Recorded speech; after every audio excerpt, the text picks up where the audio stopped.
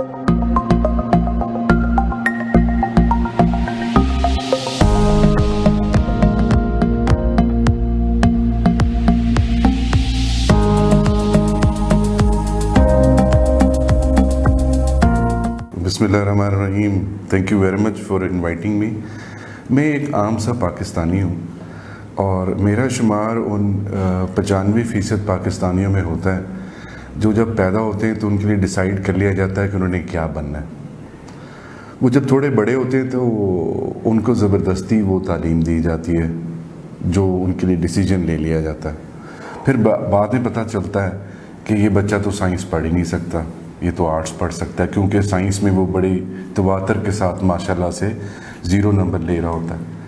फिर मजबूरन उसको आर्ट्स में डालना पड़ता है, जिस तरह मेरे साथ हुआ कि जब मेरे मैथमेटिक्स में टीचर अंग्रेज़ी में नंबर लिखती थी ZERO, तो मेरी वालदा साहबा को समझ आ गया कि यह हिसाब नहीं कर सकता, तो मजबूरन मुझे आर्ट्स पढ़नी पड़ी। आर्ट्स पढ़ने के बाद पता चला कि मैं तो बेसिकली पढ़ाई के लिए बना ही नहीं हूँ, निकम्मा आदमी। खैर, जिस तरह पाकिस्तानी माशरे में मास्टर्स की डिग्री या कोई भी डिग्री सिर्फ इसलिए ली जाती है कि नौकरी मिल जाए, तो मैंने भी मास्टर्स पॉलिटिकल साइंस में सिर्फ इसलिए किया था कि नौकरी मिल जाए। उसके बाद जब मास्टर्स कर लिया और एक मुनासिब सी नौकरी भी मिल गई तो समझ आनी शुरू हुई कि तालीम की इम्पोर्टेंस है क्या, पैशन क्या होता है, शऊर क्या होता है। जब मास्टर्स कर लिया तो उसके बाद पता चलना शुरू। तो यकीनी तौर पे आपके इस सवाल का जवाब मैंने दे दिया कि मेरी ऐसी कोई ख्वाहिश नहीं थी कि मैं मास्टर्स करूं। मजबूरी बन गई थी कि मास्टर्स के बगैर अच्छी नौकरी नहीं मिल रही थी, क्योंकि हमारी मुल्क के अंदर तरबियत का एक बहुत बड़ा फुकदान है कि हम अपने बच्चों को एजुकेशन या तालीम इसलिए नहीं दिलाना चाहते कि शऊर आ जाएगा या पता चल जाएगा या वो अपने आप को जान पाएंगे। हम सिर्फ इसलिए दिलवाते हैं कि वो अच्छी नौकरी हासिल कर लेंगे। तो मेरा भी भाई वही केस है, क्योंकि मैं एक आम सा पाकिस्तानी हूँ।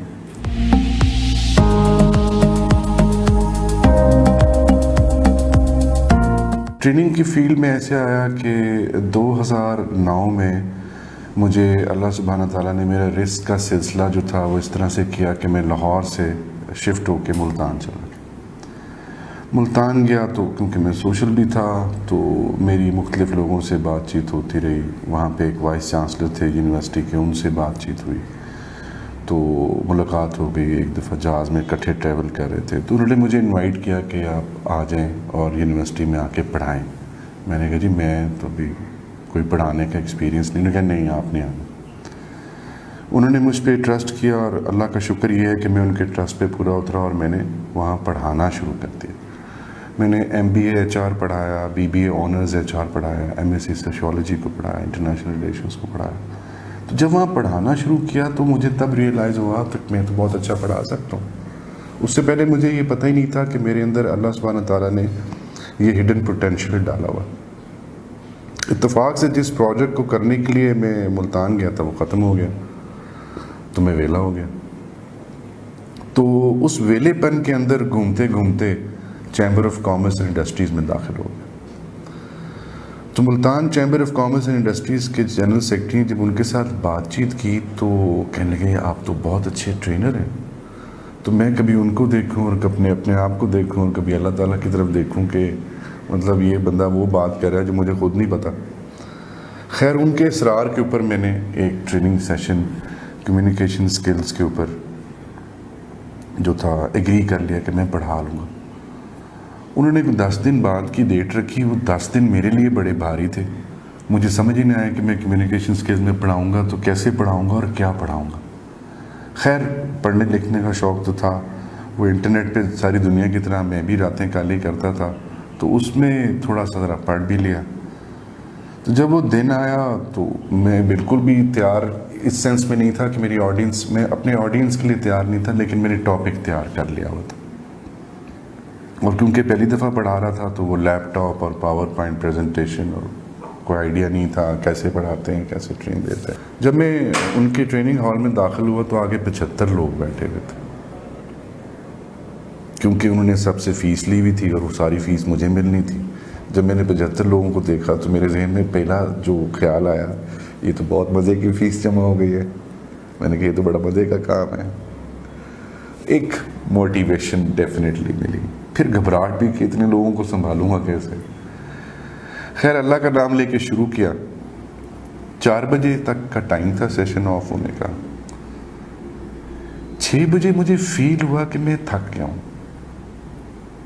نہ کوئی پارٹیسپینٹ میری جان چھوڑنے کو تیار تھا, نہ وہ سیشن آف کرنے کے لیے تیار تھے. تو مجھے فیل ہوا کہ میں صبح 9 بجے سے کھڑا ہوا ہوں, شام کے 6:04 بجے آف ہونا چاہیے تھا. تو وہ اتنا خوبصورت ہو گیا. اور بعد میں مجھے ریئلائز ہوا کہ جس پریزنٹیشن کی میں بڑی لمبی چوڑی رٹے لگا کے آیا تھا, اس کو تو پہلے گھنٹے کے علاوہ یوز ہی نہیں کیا گیا. وہ اتنا انٹریکٹیو اور پریکٹیکل ہو گیا. تو وہاں سے مجھے بیسیکلی موٹیویشن ملی کہ, اور مجھے خود پتہ چلا کہ میرے اندر اللہ سبحانہ تعالیٰ نے یہ ایک ہڈن ٹیلنٹ جو ہے وہ رکھا ہوا ہے. اور تب پھر میں نے اللہ تعالیٰ کو اور اس کی بنائی ہوئی چیزوں کو اور ان چیزوں کو سب کچھ سمجھنا اور پڑھنا شروع کیا. صحیح معنوں میں شعور تب آیا, تب میں نے جانا پہلی دفعہ کہ انسان جو کہ اللہ سبحانہ تعالیٰ کی سب سے خوبصورت تخلیق ہے, وہ یہ پاسبلٹی نہیں ہے کہ وہ کسی ٹیلنٹ کے بغیر پیدا اللہ نے کی ہو. ہوتا صرف یہ ہے کہ دنیا کے اندر باقی لوگ اس ٹیلنٹ کو کبھی بھی ایکسپلور کرنے کی کوشش نہیں کرتے, اپنی انفارمیشن اور اپنی تعلیم اور اپنا نالج جو ہے وہ سٹف کرتے چلے جاتے ہیں. نتیجتاً جو انسان کے اندر اپنی نیچرل قابلیت ہوتی ہے, جس کو ہم انگریزی میں ٹیلنٹ کہتے ہیں, وہ کبھی ایکسپوز ہی نہیں ہوتا. جب وہ ایکسپوز نہیں ہوتا تو وہ کوئی بھی انسان اپنی 100% یوٹیلیٹی پہ پرفارم ہی نہیں کرتا. جب آپ 100% یوٹیلیٹی پہ پرفارم ہی نہیں کرتے تو آپ کا رزلٹ بھی ویسا نہیں ملتا. لیکن مجھے قدرت شاید میرے پہ مہربان تھی, مجھے وہ موقع مل گیا کہ میں ایکسپلور ہو گیا اور سارا کچھ. اس کے بعد پھر وہ ایک ہوتا ہے ڈھول پیٹنا. تو جب ڈھول تو چھپا ہوا ہو تو کوئی بھی نہیں بجاتا. Once it is been exposed تو پھر ڈرمنگ اسٹارٹس.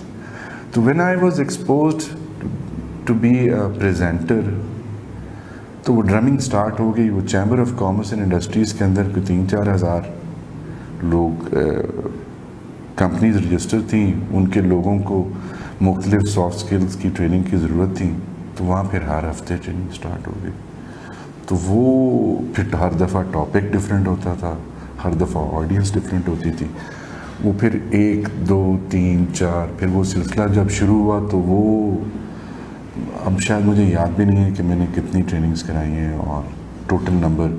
میرا خیال ہے کہ پاکستان کے اندر یہ بھی ایک بہت بڑا پیشہ بن چکا ہوا ہے ٹریننگ اور ٹرینر, انفارچونیٹلی, جو کہ تبدیلی خیر اتنی نہیں آئی ہے جتنی زیادہ سیشنز ہو گئے. تو میرا خیال ہے میں لاکھ ایک پارٹیسپینٹ کراس کر چکا ہوں اور کوئی 4-5 ہزار سیشنز کراس کر چکا ہوں. اور وہ اتنے زیادہ ہیں کہ شاید کسی کمپنی نے بھی اتنے نہیں کیا ہوں.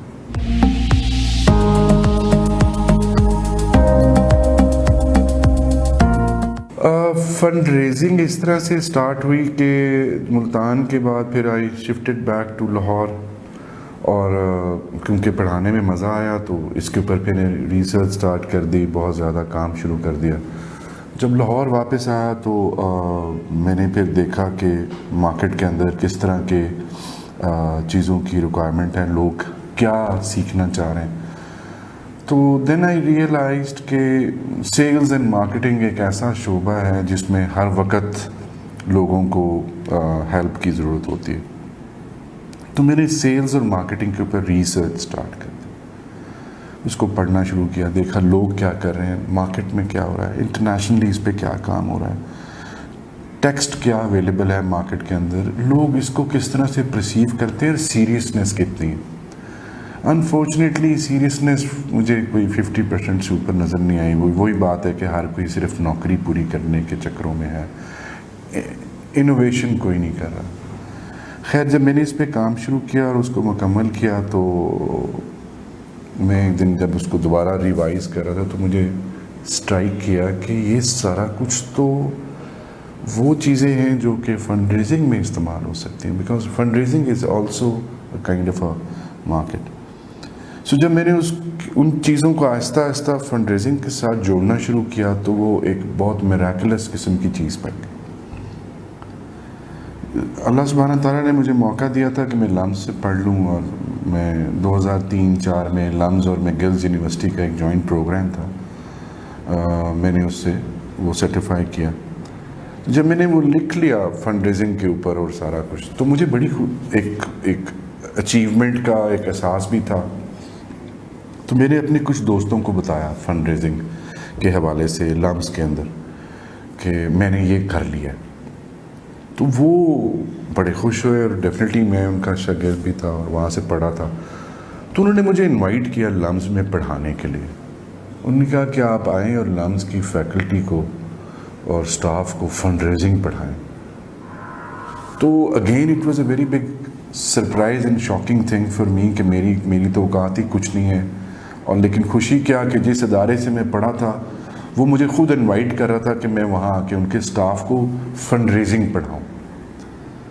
خیر میں اللہ کا نام لے کے چلا گیا، اور میں نے پھر لمز کے سٹاف کو فنڈ ریزنگ پڑھائی، اور انہوں نے پھر مجھے سرٹیفائی کیا that Umar Kamal has trained LUMS staff on fundraising. یہ ایک بہت بڑی اچیومنٹ تھی میرے لیے کہ جس ادارے سے آپ پڑھے ہوئے ہیں اس ادارے میں جا کے آپ پڑھا بھی لیتے ہیں، اور اسپیشلی ایسا ٹاپک جو کہ اس وقت میرا نہیں خیال پاکستان کا سب سے بڑا فنڈس کا ایشو ہے.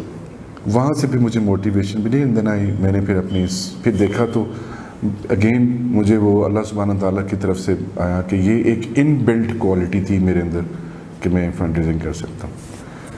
تو فنڈ ریزنگ کا ہمارے ملک کے اندر میجورٹی 99% لوگوں کا صرف ایک اس کی ڈیفینیشن نکالتے ہو، پیسے جمع کرنا، جبکہ یہ فنڈ ریزنگ کی ڈیفینیشن کا صرف 15% ہے. یعنی اگر آپ فنڈ ریزنگ کو as a topic, as question کر لیں، ایز اے پالیسی کر لیں، کسی طرح سے بھی، اس کا صرف 15% حصہ ہے پیسے جمع کرنا. فنڈ ریزنگ ہوتی کیا ہے، اس کو کرتے کیسے ہیں، کہاں ضرورت ہے، کیوں کی جاتی ہے، کب ضرورت ہے، اس کی پلاننگ کیسے کی جاتی ہے، اس کے اوپر امپلیمنٹیشن کیسے کی جاتی ہے، یہ ایک پروسیس ہے. لیکن اس سب سے پہلے جس چیز کی ضرورت ہوتی ہے وہ اس مائنڈ سیٹ کی ضرورت ہے کہ آپ فنڈ ریزنگ کے لیے تیار ہو چکے ہوئے ہیں کہ نہیں. فار انسٹنس، آپ کو پیسوں کی ضرورت ہے لیکن آپ کے اخراجات جو ہیں وہ شاہانہ ہیں. آپ کو یہی نہیں پتا کہ آپ انٹرنلی کیسے جنریٹ کر سکتے ہیں. صرف یہ سمجھتے ہیں کہ ایکسٹرنل سورسز سے اگر آپ کوئی بھی ریونیو جنریٹ کر لیں گے تو فنڈ ریزنگ ہے. Absolutely wrong. Basically fundraising کو اگر اب میری ناقص میں اتنا پڑھا لکھا تو نہیں ہوں، لیکن اگر آپ نے سوال پوچھا تو میں بتانا چاہوں گا، یہ بیسیکلی ریسورس موبلائزیشن ہے. ہر وہ ریسورس جو کہ آپ کے ادارے کے لیے بینیفیشل ہو سکتا ہے، جب آپ اس کو موبلائز کرتے ہیں صرف اس مقصد کے تحت کہ آپ کے ادارے کو بینیفٹ ہوگا، so fund raising is an obvious outcome. Obvious outcome. دوسری اس کی ایک اور چیز ہے، ایک اردو کی مثال ہے، جو دکھتا نہیں ہے وہ بکتا نہیں ہے. سو فنڈ ریزنگ آپ کر ہی نہیں سکتے اگر لوگوں کو آپ کی ایگزسٹنس کا پتہ ہی نہیں ہے. سو پھر بیسیکلی تو آپ کا سارا فوکس اویئرنیس مارکیٹنگ کے اوپر ہوگا. وہ آپ کریں گے تو جب آپ کسی سے پیسے مانگنے جائیں گے تو آپ کو لوگ کوئی پیسے دے دیں گے، یا کوئی چندہ دے دیں گے، یا کوئی ڈونیشن دے دیں گے. یہاں پہ میں ایگزامپل دینا چاہوں گا. جب عمران خان نے، it's not a political statement but it is the ground reality, جب وہ ورلڈ کپ جیت لیا تھا تو وہ ایک اسٹیج پہ کھڑا ہوا تھا، وہ کرسٹل کی ٹرافی لے کے، اور وہ اس کے اوپر پاکستان کا تو میڈیا تھا ہی، پی ٹی وی ہوا کرتا تھا تب، ایک ہی پوری دنیا کا میڈیا تھا. تو اس نے وہاں کھڑا ہو کے کہا تھا میں نے کینسر ہاسپٹل بنانا ہے. کوئی وہ خواب تھا تب صرف اس کا، لیکن اس نے وہ جو کینسر ہاسپٹل کا بیچ تھا وہ انٹرنیشنل پلیٹ فارم کے اوپر وہاں پہ فلوٹ کر دیا. ایک ایسی سلیبریٹی جو کہ ایک دم سے پوری دنیا کی اٹینشن حاصل کر رہی تھی اور اس کے منہ سے کہے ہوئے الفاظ لوگوں نے اس کا انتظار کرنا شروع کر دیا. جب وہ شوکت خانم کی فنڈ ریزنگ کیمپین کے لیے پاکستان میں نکلا تو میرا نہیں خیال کہ کسی نے اس کو پیسے نہیں دیے. مجھے تو یاد پڑتا ہے کہ وہ پورے پاکستان میں گھوما تھا, لوگوں نے اپنے اپنے بٹوے خالی کیے تھے, جیبیں خالی کی تھی, اور یہ پاکستان کا واحد پروجیکٹ ہے جس میں پورے پاکستان کا پیسہ لگا ہوا. یہ اور بات ہے کہ ہم بہت سے بیوقوف لوگوں نے اس کو بھی پولیٹیسائز کر دیا, نہیں چھوڑا, لیکن میں گارنٹی سے کہہ سکتا ہوں آپ کو یہ پاکستان کا واحد پروجیکٹ ہے جس میں گوادر سے لے کے کشمیر تک کے لوگوں نے ڈونیشن دی ہوئی ہے. نتیجہ وہ زبردست چل رہا ہے. سو وہ دکھا تو بکا ہے. انٹرنل فنڈ ریزنگ ایک بہت بڑا اسی کا ایک پورشن ہے جو لوگوں کو پتہ ہی نہیں ہے کہ ہوتا کیا. مثال کے طور پہ ہم نے جس کمرے میں ہم بیٹھے ہوئے ہم نے یہ کمرہ بنانا, ڈیفینیٹلی ہم اس کی کوئی بجٹنگ بھی کریں گے. ہم ایک لکھیں گے اچھا جی اینٹیں اتنی کی آئیں گی, پھر کھڑکی چاہیے, کھڑکی اتنی کی آئے گی, اس میں ایک اے سی ہوگا, اے سی اتنے کا آئے گا, یہ ٹیبل ہوگی, یہ اتنی کی آئے گی. ہم ایک estimated cost budgeting cost analysis کر لیتے ہیں. اب ہمیں ان ساری چیزوں کو خریدنے کے لیے پیسے درکار ہیں. جو عام اصطلاح میں فنڈ ریزنگ کا مطلب لیا جائے گا وہ یہ لیا جائے گا 12 آئٹم کی لسٹ بنی اور ہر آئٹم کی یہ کاسٹ تھی اور ایک ٹوٹل کاسٹ تھی. تو اگر ہم وہ جو ٹوٹل کاسٹ ہے وہ کہیں سے لے لیں گے تو فنڈ ریزنگ ہو گئی. غلط ہوگا یہ کہ اگر تو ہمارے پاس بجٹ اویلیبل ہے ہم اس کو بچائیں گے. فار انسٹنس یہ کرسی اویلیبل ہے, اب یہ کرسی جو ہے یہاں سے آپ کا کام سٹارٹ, یہاں سے فنڈ ریزنگ کے اوپر ورکنگ سٹارٹ ہوگی.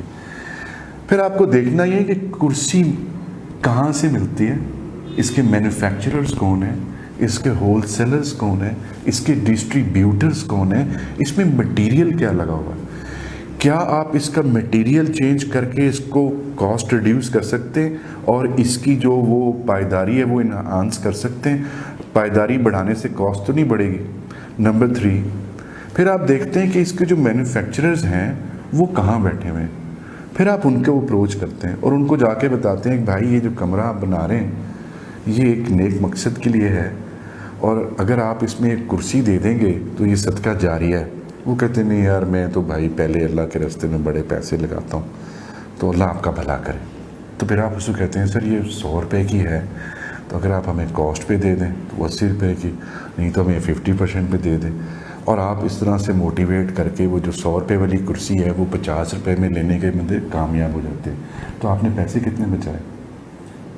سو آپ کی انٹرنل فنڈ ریزنگ 50 روپے کی ہو گئی. تو same goes for the entire جو آپ کی لسٹ تھی. آپ ہر جگہ سے وہ بعد میں جب آپ اس کو کمپلیٹ کرتے ہیں پتہ یہ چلتا ہے آپ کا 1 لاکھ روپے کا خرچہ تھا جس میں سے آپ نے 50,000 روپے بچا لیا. انٹرنل فنڈ ریزنگ 50,000 روپے کی ہوگی. سو اب آپ کو باقی چیزوں کے لیے 50,000 روپے اندر سے اویلیبل ہو گیا اور باقی باہر سے کرنا ہے. سو اس طرح سے یہ پروسیس ہے. آپ مطلب یہ نہیں کہہ سکتے کہ آپ اس کو ایک دم سے اس کو انسٹنٹلی سٹارٹ کیا جا سکتا ہے. ایک اور میں آپ کو بہت اچھی اگزامپل دوں. ایک دفعہ مجھے یاد پڑتا ہے جب وہ چودھری سرور صاحب گورنر تھے پچھلے ٹینیور میں, تو انہوں نے کوئی کانفرنس رکھی ہوئی تھی گورنر ہاؤس میں, اور وہ اسلامک ریلیف ایک ادارہ ہے یا اس طرح کا, مجھے ادارے کا نام صحیح طرح سے یاد نہیں. وہ اس کے لوگ آئے ہوئے تھے, باہر سے لوگ آئے ہوئے تھے بیسیکلی, اور بڑی وہ جیسے کہتے ہیں نا پرجوش اور وہ تقریریں چل رہی تھیں اور فنڈ ریزنگ کے حوالے سے باتیں ہو رہی تھیں اور چیریٹی کے حوالے سے باتیں ہو رہی تھیں. بڑے پڑھے لکھے لوگ آئے ہوئے تھے, میں ایک واحد آدمی تھا وہاں جو جاہل تھا. تو ساری میں نے جب باتیں سن لیں تو ایک صاحب بڑے زور و شور سے کہہ رہے تھے کہ یار آپ چندہ دیں تو یہ کریں تو وہ کریں. میں نے ہاتھ کھڑا کیا, میں نے کہا سر آپ سے میں ایک سوال پوچھوں, جس ادارے کے لیے آپ فنڈ ریزنگ کرنا چاہ رہے ہیں آپ کب سے منسلک ہیں اس کے ساتھ؟ کہنے لگا مجھے 17 سال ہو گئے. میں کہا ٹھیک ہے سر. میں کہ سر ایک اگلا مشکل سوال اگر آپ اجازت دے دیں، لیکن سر مجھے اس کا جواب ذرا وہ صحیح چاہیے. میں کہ سر آپ اپنا صدقہ خیرات کہاں دیتے ہیں؟ اس بندے کے پاس جواب نہیں تھا، کیونکہ وہ اس ادارے کو نہیں دیتا تھا جس کے لیے وہ پیسے مانگ رہا تھا. تو وہ ہال جو تھا تالیوں سے اس لیے گونج پڑا کہ وہ صورتحال ساروں کی تھی. سو پاکستان میں میجورٹی آف ایسے اداروں کی ہے جو لوگوں سے پیسہ مانگ رہے ہوتے ہیں، لیکن وہ جس ادارے کے لیے وہ پیسہ مانگ رہے ہوتے ہیں، وہ اپنا پیسہ جنہوں نے اللہ کی راہ میں خرچ کرنا ہوتا ہے، صدقہ خیرات یا ڈونیشن، وہ اس ادارے کو نہیں دے رہے ہوتے.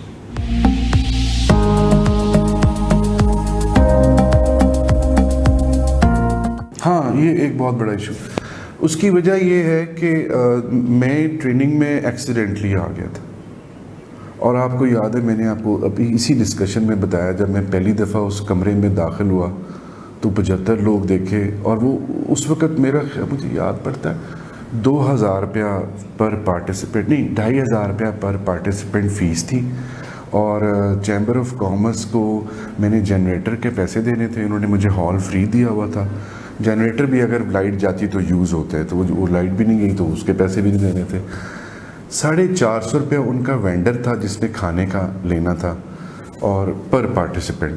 تو میں نے حساب لگایا کہ یہ تو مجھے 2050 روپے پر پارٹیسپینٹ مل رہے ہیں.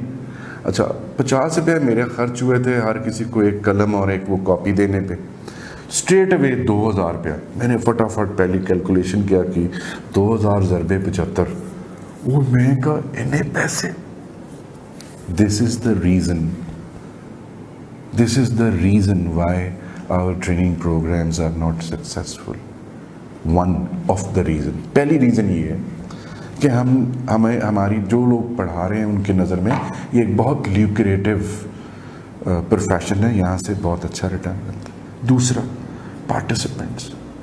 ہوا کیا کہ جب لوگوں نے یہ ریئلائز کیا اس میں تو بڑے پیسے بنتے ہیں، تو وہ ایک مشروم گروتھ ہوئی ہمارے معاشرے کے اندر ٹرینرز کی، جس کو آپ دیکھیں انفارچونیٹلی سارے بھائی لوگ ہیں. میں تو خیر ان میں سے کسی کا بھی مقابلہ نہیں کر سکتا، بڑے بڑے لوگ ہیں، گروز ہیں، آل دیٹ. دوسرا جو مجھے اتنے ڈھیر سارے ٹریننگ پروگرام کرانے کے بعد جو چیز ریئلائز ہوئی، وہ یہ ریئلائز ہوئی کہ ہم یہ بھول جاتے ہیں جب ٹریننگ پروگرام کرا رہے ہوتے ہیں پاکستان میں، کہ ہم پاکستان میں رہتے ہیں. Pakistan is not a European country. اور ایک تو میں بھی وہی انگلش اردو میڈیم والا، میں بھی اسی کا مریض ہوں، تو یہ سب کے ساتھ ہوتا ہے پاکستان میں. لیکن ہم پریکٹیکلی یہ بھول جاتے ہیں کہ یہ یورپی کنٹری نہیں ہے، اور ہماری جو نیشنل لینگویج یا مدر ٹنگ ہے وہ انگریزی نہیں ہے، اردو ہے، اور زیادہ مزے کی تو پنجابی ہے، اور باقی علاقوں کی باقی. سو ہم نے جتنا بھی ٹریننگ میٹیریل ڈیولپ کیا ہے وہ سارا انگریزی میں ڈیولپ کیا ہے. اچھا، پھر جب انگریزی میں وہ مٹیریل ڈیولپ کر لیا تو جب ہم جتنی خوبصورت انگریزی منہ میں ٹافی رکھ کے بول سکتے ہیں انگریزوں کے اس ایکسنٹ کے اندر، اتنی زیادہ لوگ تالیاں بجاتے ہیں. ٹھیک، تو پھر انگریزی کے اندر ہوتا ہے. اچھا، نتیجہ کیا ہوا کہ جب یہ اٹریکشن لوگوں کو ملی تو ٹریننگ سیشن جن کی ضرورت تھی وہ بھی آرگنائز کیے گئے، اور جن کی ضرورت نہیں تھی وہ بھی آرگنائز کیے گئے. منحصل قوم ہمیں ٹریننگ سے ہی متنفر کر دیا گیا. ہم نے یہ ریئلائز ہی کرنا چھوڑ گیا کہ میرے اندر ایک خاص اسکل سیٹ کی ضرورت، جو اس کی ترقی کرنے کے لیے ضرورت ہے، میں اس کو ایکوائر کروں. میں کہتا ہوں اچھا یار، پھر 4-5 گھنٹے جا کے وہ انگریزی کا لیکچر سننا پڑے گا، وہی پاور پوائنٹ پریزنٹیشن ہوگی. اب اٹریکشن کیا ہوتی ہے ٹریننگ کی کہ لوگ آتے ہیں، ان کو 5-6 گھنٹے یا 7 گھنٹے یا جتنے بھی گھنٹوں کی وہ ٹریننگ ہوتی ہے، اتنی دیر وہ اپنی ورک پلیس سے باہر نکلتے ہیں. وہ ان کے لیے ایک انجوائیبل تھنگ ہوتی ہے. نمبر 2، ان کو ایک مٹیریل ہم انگریزی کا دے دیتے ہیں جس کو پارٹیسپینٹ ہینڈ آؤٹ کا نام دیا جاتا ہے. وہ کہتے ہیں اچھا یار وہ بھی پڑھ لیں گے، ٹائم ملا. تیسرا، ذرا ان کو ہم اچھی سی چائے پانی پلا دیتے ہیں. اور اس سارے کرنے کے بعد وہ جو ٹریننگ پارٹیسپینٹ ہوتے ہیں وہ آدھے لڑکیاں آدھے لڑکے ہوتے ہیں. میجورٹی آف دا کیسز کے اندر کچھ میں صرف لڑکے اور کچھ میں صرف لڑکیاں ہوتی ہیں، تو وہ جو نیٹ ورکنگ کا ایک شوق ہوتا ہے وہ پورا ہو رہا ہوتا ہے۔ تیسرے نمبر پہ جو شام کو ان سارا ٹائم ویسٹیج کے سرٹیفکیٹ بھی ہم ان کو دیتے ہیں کہ آپ کی بڑی مہربانی ہے، آپ نے اتنا ٹائم ضائع کیا، یہ لیں۔ اب وہ جو سرٹیفکیٹ جب ہم اپنے پروفائل میں لگاتے ہیں تو ہمارے پروفائل کے اندر ایک فیدر لگ جاتا ہے۔ So majority of the participant صرف اس لیے ٹریننگ اور کنڈکٹ بھی اس لیے، دیر آر ویری فیو جو ایکچوئل میں کسی ٹاپک کے بارے میں جان کے اس کو سیکھنے کے لیے آتے ہیں۔ وہاں پرابلم کیا ہو جاتا ہے، پارٹیسپینٹ سیکھنے کے لیے آیا ہوتا ہے اس ٹاپک کو جاننے کے بعد، لیکن جو پریزنٹر ہوتا ہے وہ پیسے بنانے کے لیے آیا ہوتا ہے۔ سو وہ جو ایکویژن ہوتی ہے وہ کہیں نہ کہیں بیلنس نہیں ہو رہی ہوتی، نتیجہ صحیح جو بھی ٹاپک ہے یا جو بھی آپ علم بانٹنا چاہ رہے ہیں وہ صحیح معنوں میں تقسیم نہیں ہو رہا ہوتا، اس کوالٹی کا تقسیم نہیں ہو رہا ہوتا جس کی ضرورت ہے، اور ریسیونگ اینڈ کے اوپر ریسیور اس کو ریسیو نہیں کر رہا ہوتا۔ نتیجہ آپ جب ٹریننگ کی بات کرتے ہیں تو لوگ اس کو نان سیریسلی لیتے ہیں۔